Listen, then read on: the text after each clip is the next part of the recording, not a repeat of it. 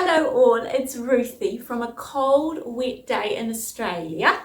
And sometimes when it's cold and wet, I just like to chuck a blanket down in front of the fire and make a cup of tea and read a really good story. It goes back to growing up in the north of New Zealand where it seemed to always be raining. Fine, go then. We don't need you. Yeah, so that's what I used to do when I was a kid, and I thought it'd be fun to do today. Oh, and I should say g'day from Australia. I thought I would read chapter 8 of my story, A Haunting in Berrima. So this story belongs to me, R.M. Hamilton, and may not be reproduced without my written consent. Also, the character called Claudine is the creation of Marion Gradcote. Oh, be quiet. What? I have to read this at the start. Excuse me, he's being a right pain. Look at this. What are you doing? Hey. No, that's to keep the room warm, and you're not going outside to fight with small wheat. Come back here and listen to my story. It's a very good story. Rude. Well, what would you know? You think I'm a lousy violinist too. I am not. Right.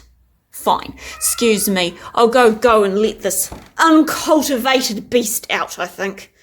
Even though it's rather cold.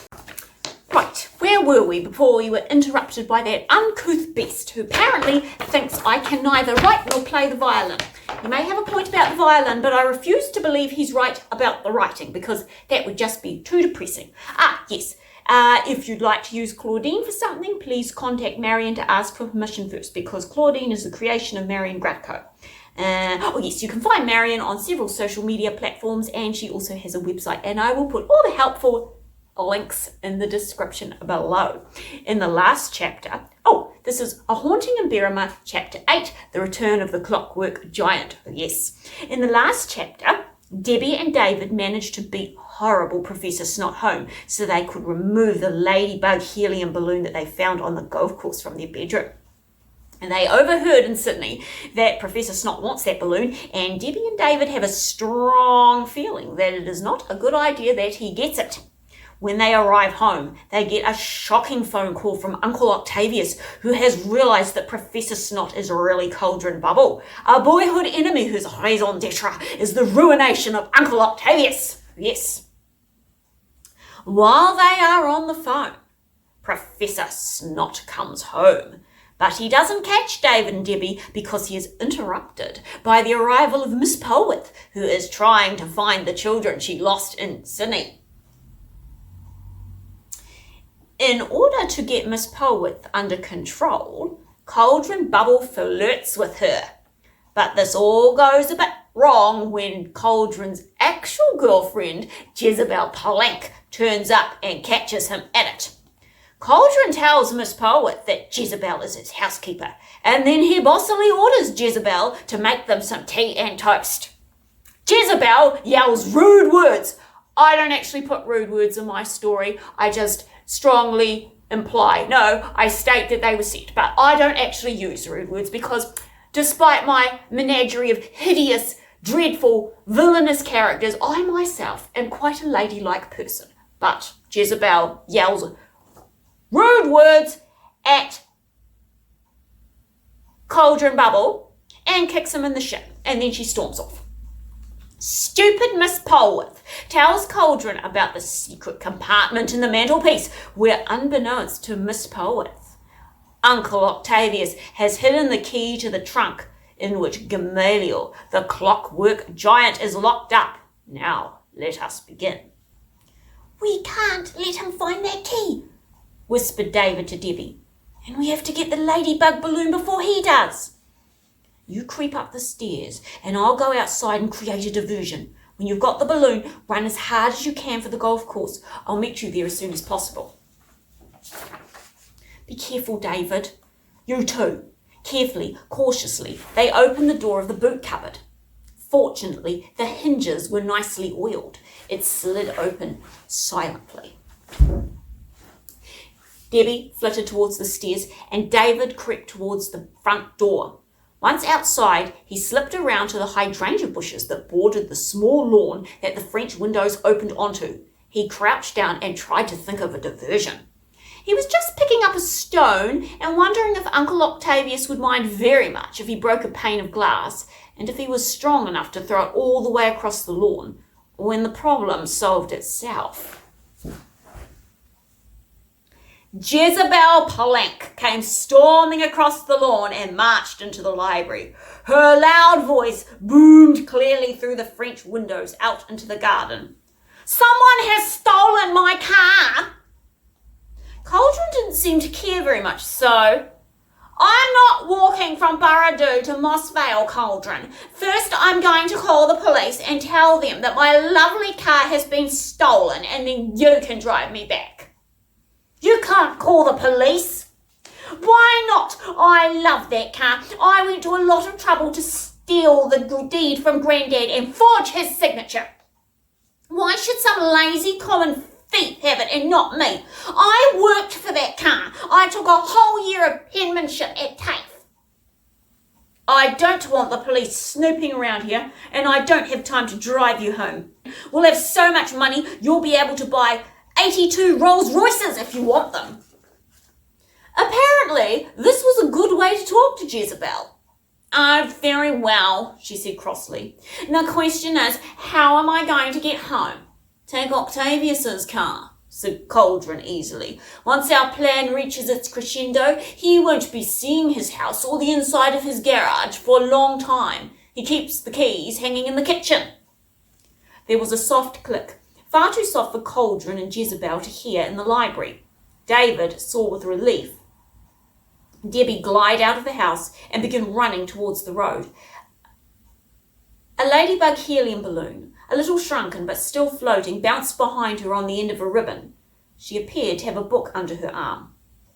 David ran after her and they ducked into a bush at the edge of the driveway as Jezebel came zooming around the house in Uncle Octavius's car. "What a terrible woman! I knew she couldn't really have a beautiful name like Claudine," said Debbie. "And look what I found on the hall table outside Cauldron Bubble's room." She showed David a large, exciting-looking book with a beautiful picture of Paris and the word Claudine on the cover. "I thought it might be helpful," explained Debbie, "since we keep hearing the name everywhere." David opened the book and made a sound of disgust. "Someone's gone and bent all the pages over and scribbled in the margins with a pen." "What a horrible thing to do. You'd think you'd at least use a pencil." "Well, it's hardly surprising that a man who forges disability parking permits and steals donut duplicators would disrespect books," snarled David. A loud pop made them jump. The ladybug balloon had knocked into a thorny branch of the bush. "Oh dear," said Debbie, but David had spotted something. A piece of paper had fallen to the ground. "I told that cat not to fight with Smallweed. He better not be fighting with Smallweed. Oh well, he'll just have to sort himself out. Excuse me, back to the story." "Oh dear," said Debbie, but David had spotted something. A piece of paper had fallen to the ground. David pounced on it. "This must have been inside the balloon. It has writing on it, but it doesn't make much sense." Debbie leaned over his shoulder and read. "PG 15, 18 down, 2 in, count 3. PG 35, 8 down, 4 in, count 1. PG 38, down, 25, 2 in, count 4. Next Wednesday, midnight." "I don't get it." "It must be some sort of code. Debbie, where are we going to sleep tonight? We can't go back to the house with Cauldron stomping around." Debbie considered this. "We could spend the night in the greenhouse. There's some old lawn furniture right at the back, and we could take the squabs off the chairs and use them to sleep on. I don't think Cauldron would look for us in our own garden. I don't think he'd think of that. And the smell of the corpse flowers should keep him away." "Well, it'll be pretty nasty for us too," muttered David. "Well, we'll have shelter, and we can eat grapes, and the smell shouldn't be too bad," said Debbie doubtfully. "Anyway, we can hide there and try and work out this code. We can sneak past the house under the juniper hedge." They crawled along underneath the low branches of the juniper hedge. The hedge ran down to the back garden. Once they were in sight of the greenhouse, Debbie and David darted out and ran for the door. "I'm glad Uncle Octavius's garden is so overgrown," panted David as he pushed the door open. "It would be hard to see anything from the house." "Where did you see the lawn furniture?" "Towards the back," said Debbie. She was right. A big stack of outdoor furniture was piled up against the back wall of the greenhouse. Most of it was covered with a tarpaulin, but a few chair arms and legs were sticking out. Debbie began to tug at a chair squab. David moved around to the other side of the pile of furniture, looking for a squab for himself. "Debbie, there's a door behind all this junk." Debbie stopped pulling at the squab and went around to where David stood. Sure enough, hidden behind the stack was a door. There was just enough room between the door and the stack of furniture to squeeze along the wall of the greenhouse to reach the door. David pushed himself into the gap and inched his way towards the door. He pushed it and it opened. "Debbie, come and look at this." Debbie quickly squeezed her way along to the door. "This must be Uncle Octavius's old laboratory." David waved his hand around a small wooden room with a slanting tin roof. There was a workbench at the side of the room. It was covered with flower pots, test tubes, and a kettle. On the other side of the room was a bookcase full of books and an armchair. Beside that, on the top of the bookcase, there was an old-fashioned lamp with a box of matches. Behind that, there was a cupboard. "Help me move the bookcase," said David. "There might be something useful in the cupboard." There was something useful in the cupboard. "This must be where Uncle keeps his camping gear." Debbie began to pull at sleeping bags and camping mats. David found a large box full of tins and a can opener. "Look what I've found. With this and the stuff growing in the greenhouse, we can hold out for weeks. This is the perfect hideaway. Cauldron won't see the light from the house because the garden and the greenhouse will block his view, and he won't come down here because of the smell of the corpse flowers." "Let's try and work out this clue," said Debbie, spreading the piece of paper on the floor. "Well, let's have tea first." "That's an even better idea. What do we have in the box?" "A lot of mackerel," said David, peering in, "and baked beans." "What do you want?" "Baked beans, please." Munching away at their tins of baked beans, David and Debbie looked at the mysterious piece of paper between them. "PG 15, 18 down, 2 in, count 3, PG 35, 8 down, 4 in, count 1, PG 38, down 25, 2 in, count 4. Next Wednesday, midnight." "It's like a crossword puzzle," said David doubtfully. "I've never been much good at crossword puzzles," said Debbie gloomily. "They only work if you can spell perfectly." "I don't think this puzzle is about spelling," said David slowly. "And I don't think next Wednesday midnight is code. I think that's when whatever is in the code is going to happen." Suddenly Debbie jumped. "Oh, David, we forgot about Gamaliel and the key and Cauldron knowing about the hiding place in the mantle." "Come on," said David bravely. "We'll have to go back to the house and bring the box with Gamaliel down in it and hide it here. But what if we get caught? Well, we'll just have to risk it. Uncle Octavius said that Gamaliel must never fall into Cauldron Bubble's clutches."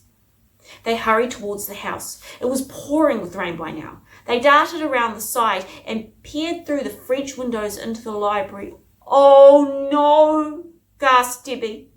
There stood the dastardly Bubble with his eyes gleaming, looking straight at Gamaliel's sea chest.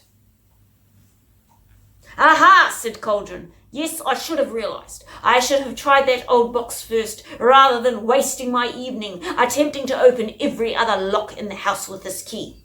And dramatically, cheered on by a vast and admiring audience in his own head, Cauldron pounced on the chest and thrust the key into the lock. A crack of lightning flashed across the sky. A boom of thunder followed it. All the lights in the house went out, and Cauldron Bubble let out a terrible scream. He had opened the box. He had expected to find the parts of a Clockwork Giant. But Gamaliel had been quietly reassembling himself, and he exploded out of the box the minute the key was turned. He was huge. He was horrible. He was very, very mad. Throwing Cauldron aside, Gamaliel stormed towards the French windows. He walked through them as though they weren't even there, and he strode with ever-quickening pace down the driveway towards the road. "David!" cried Debbie. "He's going to Milton Park! He's going to the Clockwork exhibition! He's going to steal everything and upgrade himself until he's unstoppable!" That was chapter 8 of my mystery story, A Haunting in Berrima. Thank you so much for listening. Please come back next time to find out what happens. Bye-bye!